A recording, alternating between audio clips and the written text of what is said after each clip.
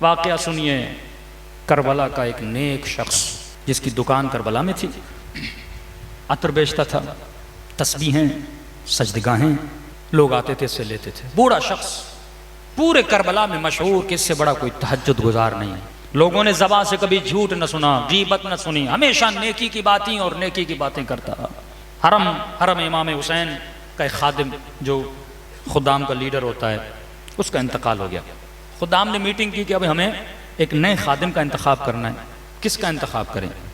تو سب نے کہا وہ جو عطر فروش، نام مجھے یاد نہیں، شیخ حسن یا کوئی نام تھا، وہ سب سے بڑا نیک ہے، متدین ہے، پورے کربلا میں مشہور ہے کہ اس سے بڑا کوئی نیک نہیں۔ اس کے پاس آئے، شیخ صاحب اگر ہم چاہتے ہیں کہ آپ، یہ فریضہ ہر آدمی کی تمنا ہے کہ امام حسین کی حرم کا خادم بن، ہم خدام کا آپ کو ہیڈ بنانا چاہتے ہیں، کیونکہ نیچے خادم ہیں، ہیڈ بھی ایسا ہو جن کو دیکھ کر وہ انسپائر ہوں، متقی ہو، پرہیزگار ہو۔ اس نے کہا نہیں، میں گنہگار، میں خطا کار، یہ عہدہ، میں اس عہدے کے قابل نہیں ہوں، بڑا اصرار کہ ہمارے پاس کوئی نہیں۔ اس نے مان لیا۔ کہتا ایک ہفتہ گزرا، صبح حرم جاتا تھا، شام کو اپنی دکان پہ آتا تھا، تھوڑی خدمات کرتا تھا، کبھی جھاڑو دے دیا، کبھی مولا کے دروازے، مختلف چیزوں کی دیکھ بھال کرتا تھا۔ ایک ہفتے کے بعد کیا دیکھا، مولا کے حرم کے صحن میں شور شرابہ بپا ہے۔ دوڑا دوڑا آفس سے نکلا، صحن میں آیا، بھائی کیا ہوا ہے؟ دیکھا ایک خاتون ہے جو چیخ رہی ہے، خادموں کو ڈانٹ رہی ہے۔ آیا میری بہن، مسئلہ کیا ہے، کیا ہوا ہے؟ کہ آپ کیسے خادم ہو، آپ کی ڈیوٹی کیا ہے؟ یہاں ظاہر امام حسین کی حفاظت ہو، اس کے سامان کی حفاظت ہو، میں مولا کے حرم میں آئی ہوں اور یہاں پہ میرا پرس چوری ہو گیا ہے، میرا پیسہ، میرا سب کچھ اس پرس میں تھا۔ اس نے کہا میں معذرت کرتا ہوں، ایک ہفتہ ہوا ہے میں نے یہ عہدہ سنبھالا ہے، میں دیکھتا ہوں، دیکھ بھال کرتا ہوں، ڈھونڈتے ہیں۔ اس نے کہا نہیں، یہاں میرا پرس چوری ہوا ہے۔ اس نے کہا حرم کے دروازے بند کر دو، دروازے بند کی، جتنے لوگ تھے ان کا میں معذرت چاہتا ہوں، میں نہیں کہہ رہا کہ آپ سب چور ہیں، لیکن اس خاتون کا دل مطمئن کرنے کے لیے مجھے چیکنگ کرنی پڑی، سب کی چیکنگ کی، لیکن پرس نہیں ملا۔ خاتون اور غصے میں آ گئی، کہنے لگی میں سب کو بتاؤں گی میرا پرس تو نے چوری کیا ہے۔ بندہ خدا میں نے کیسے چوری کیا؟ کہ تمہاری ڈیوٹی ہے کہ میرا پرس مجھے ڈھونڈ کے دو، اگر نہیں ڈھونڈ کے دو گے میں شور و شرابہ کروں گی۔ اس نے کہا امام حسین کی ظاہر ہو، مجھے 3-4 دن کی مہلت دو، میں تمہارا پرس تمہیں ڈھونڈ کے دے دوں گا۔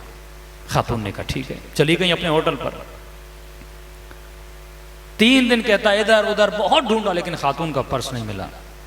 کہتا 3 دن کے بعد مولا سے توسل کیا، مولا میں تو عہدہ سنبھالنا ہی نہیں چاہتا تھا، اگر شروع سے میری بدنامی ہو گئی، یہ خاتون آئے گی پھر بدنامی کرے گی، مولا آپ کا حرم، آپ کے ظاہر، آپ ہی بتائیے میں کروں تو کیا کروں؟ کہتا رو رو کے سو گیا، خواب کے عالم میں ایک منظر دیکھتا ہے۔ کیا دیکھتا ہے کہ حرم امام حسین ہے، اس حرم امام حسین پر ایک چھوٹی سی کرسی ہے، اس کرسی پر خود سید الشہداء کھڑے، امام حسین کھڑے، ظاہر زیارت کر رہے ہیں۔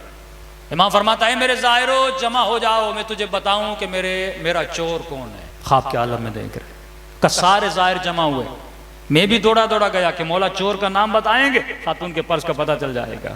لوگوں نے کہا مولا چور کون ہے؟ امام نے فرمایا میرا چور یہ شیخ ہے، اس نے چوری کیا ہے۔ کہتا مولا کے قدموں میں گرا، میں نے کہا مولا میں نے کب آپ کی چوری کی؟ مولا میں نے کب اس خاتون کا پرس چرایا؟ آپ تو بہتر واقف ہیں، میں نے چوری نہیں کی۔ امام نے کہا میں پرس کی بات نہیں کر رہا۔ کہ مولا کس چیز کی بات کرے؟ فرمایا شیخ اتنے سالوں سے تو میری خاک شفا کو بیچ رہا ہے، کیا تم نہیں جانتا یہ زمین حسین نے خود اپنے لیے لی تھی، اپنے زائروں کے لیے وقف کی تھی؟ تجھے نہیں پتا میری خاک کو میری اجازت کے بغیر تسبیح اور سجدگاہیں بنا کے تو بیچ رہا ہے؟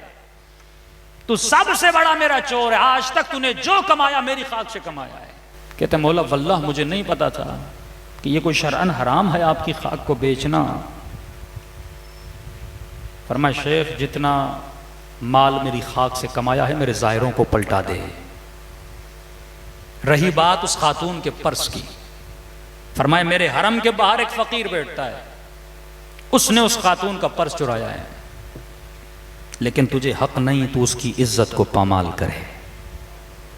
فقیر بھی ہے تو حسین کے در کا فقیر ہے، کل جانا وہیں پہ سو رہا ہوگا، اس کے بستر کے نیچے اس نے مٹی کے اندر پرس چھپا ہے، پرس کو نکالنا اور اسے کہنا کہ تو حسین کے در کا فقیر ہے، آج کے بعد چوری نہ کر، تجھے جو چاہیے حسین تجھے عطا کریں گے۔ کہتا نیند سے اٹھا، اس فقیر کے پاس گیا، نیچے سے پرس نکالا، فقیر ڈر گیا، ہاتھوں کو جوڑ کے کہا میرا ٹھکانہ یہی ہے، مجھے اٹھانا نہیں، میری عزت کو پامال نہ کرنا۔ کہ تیری عزت کی گارنٹی حسین نے لے لی ہے، بس پیغام یہ دیا ہے میرے ظاہروں سے چوری نہ کیا کر، تجھے جو چاہیے حسین سے مانگا کر، حسین تجھے عطا کریں گے۔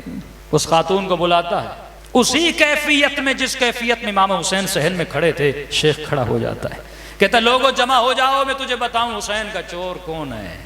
ازالہ گناہ، گناہ کیا ہے، گناہ کا پتہ چلا، اب خود اپنے گناہ کا ازالہ کر رہا ہے۔